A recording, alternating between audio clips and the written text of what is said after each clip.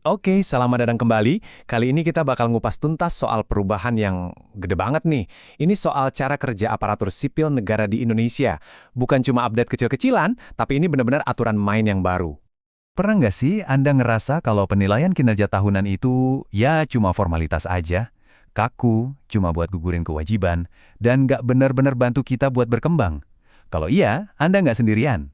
Tapi, tenang, ada peraturan baru yang siap mengubah semua itu. Oke, jadi apa aja yang bakal kita bahas? Pertama, kita lihat paradigma barunya. Terus, kita masuk ke tahap-tahapnya, mulai dari perencanaan kinerja, lanjut ke pelaksanaan dan pemantauan, lalu evaluasi kinerja, dan terakhir apa tindak lanjutnya. Semua ini berdasarkan Permen PAN RB nomor 6 tahun 2022 ya. Oke, kita mulai dari yang paling dasar dulu ya. Bagian pertama, paradigma kinerja yang baru. Ini penting banget, karena ini bukan soal ganti formulir aja, tapi soal perubahan cara berpikir. Filosofinya geser, dari yang tadinya cuma menghakimi kinerja, sekarang jadi fokus ke pengembangan pegawai. Nah, ini dia intinya. Bukan sekedar penilaian kinerja, tetapi pengembangan kinerja. Kutipan ini langsung dari peraturannya loh, dan ini benar-benar jadi jantung dari semua perubahan. Tujuannya bukan lagi soal ngasih nilai rapor di akhir tahun, tapi gimana caranya seluruh proses ini bisa jadi alat buat ngembangin potensi kita semua. Lihat deh, perbedaannya. Ini bener-bener beda banget.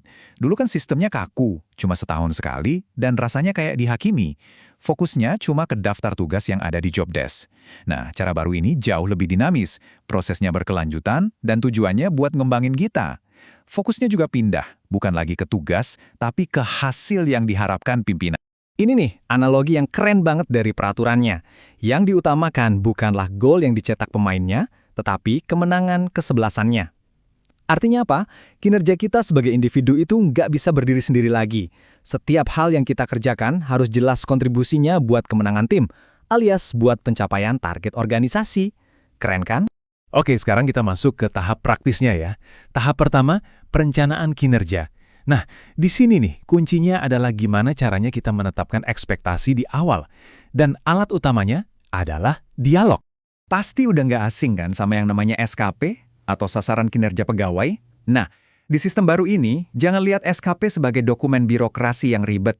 Anggap aja ini adalah kontrak kesepakatan antara kita dan pimpinan soal ekspektasi kinerja selama setahun ke depan. Simpelnya gitu. Lalu gimana caranya bikin SKP yang bagus? Nah, mesin penggeraknya itu namanya dialog kinerja. Ini bukan sekedar rapat sekali jalan terus selesai ya. Ini adalah percakapan yang intensif dan berkelanjutan. Disinilah kita dan pimpinan duduk bareng buat nentuin ekspektasi, ngejelasin apa yang kurang jelas, dan bikin kesepakatan bersama. Dialog kinerja itu sendiri punya 4 elemen kunci. Jadi nggak cuma ngomongin apa yang harus dikerjain, tapi juga, pertama, rencana kinerjanya itu sendiri. Kedua, sumber daya apa yang kita butuhin, anggaran, alat, dan lainnya. Ketiga, skema pertanggungjawaban, jadi gimana dan kapan kita laporin progresnya. Dan keempat, konsekuensinya apa. Semua dibikin transparan dari awal. Kalau kita lihat dokumen SKP-nya, sekarang ada 2 pilar utama. Yang pertama itu hasil kerja. Ini soal apa yang kita capai. Yang kedua adalah perilaku kerja. Ini soal bagaimana cara kita mencapainya yang harus sejalan sama nilai-nilai ASN berakhlak. Jadi hasil akhir itu penting, tapi proses dan cara kita bekerja juga sama pentingnya. Oke, rencana sudah dibuat, sekarang kita masuk ke tahap eksekusinya. Bagian ketiga, pelaksanaan dan pemantauan. Di tahap inilah semua rencana tadi kita ubah jadi aksi nyata dan tentunya dipantau terus-menerus. Nah, kata kuncinya di tahap ini adalah umpan balik berkelanjutan. Coba deh, lupakan kebiasaan nunggu akhir tahun buat dapat masukan. Di sistem yang baru ini, feedback atau umpan balik itu jadi makanan sehari-hari, diberikan terus-menerus. Tujuannya apa? Buat perbaikan dan pengembangan, bukan buat menghakimi. Dan yang bikin ini makin powerful, lihat deh siapa aja yang bisa kasih umpan balik, nggak cuma dari atasan doang. Sistem baru ini benar-benar mendorong umpan balik 360 derajat. Bisa dari rekan kerja yang setingkat, dari bawahan kita, bahkan dari pihak lain yang terkait sama kerjaan kita. Ini kan ngebangun budaya yang lebih terbuka dan saling mendukung. Oke, kita lanjut ke tahap keempat, evaluasi kinerja. Setelah proses berjalan, sekarang waktunya menilai kemajuan secara lebih formal. Ini dilakukan secara periodik dan juga tahunan. Biar kita paham gimana kinerja individu itu dinilai dalam konteks organisasi, ada konsep yang namanya piramida kinerja. Gampangnya gini, pimpinan di level atas itu fokusnya ke outcome atau dampak besarnya. Nah, kita yang di level pelaksana fokusnya ke output, yaitu produk atau layanan yang kita hasilkan. Dan output kita inilah yang nantinya akan mendorong tercapainya outcome pimpinan. Semuanya nyambung. Evaluasinya sendiri ada dua jenis. Ada yang namanya evaluasi periodik, ini kayak checkpoint gitu, bisa bulanan atau triwulanan. Tujuannya buat lihat progres dan kalau ada yang perlu diperbaiki bisa langsung dieksekusi. Nah, baru nanti di akhir ada evaluasi tahunan.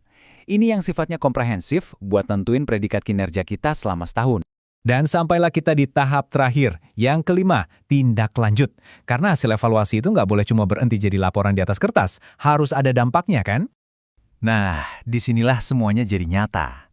Hasil evaluasi itu nyambung langsung ke manajemen talenta dan pengembangan karir. Kalau kinerja kita dinilai bagus, kita bakal jadi prioritas buat program suksesi atau pengembangan kompetensi. Sebaliknya, kalau kinerja kita kurang, ya ada konsekuensinya juga sesuai aturan. Jadi semuanya jelas, terukur, dan ada dampaknya. Jadi, setelah kita lihat seluruh siklusnya, dari perencanaan sampai tindak lanjut, pertanyaan besarnya sekarang adalah, apakah fokus baru pada dialog, pada umpan balik, dan pada pengembangan ini benar-benar bisa mentransformasi budaya kerja dan layanan publik di Indonesia? Cuma waktu yang bisa menjawabnya.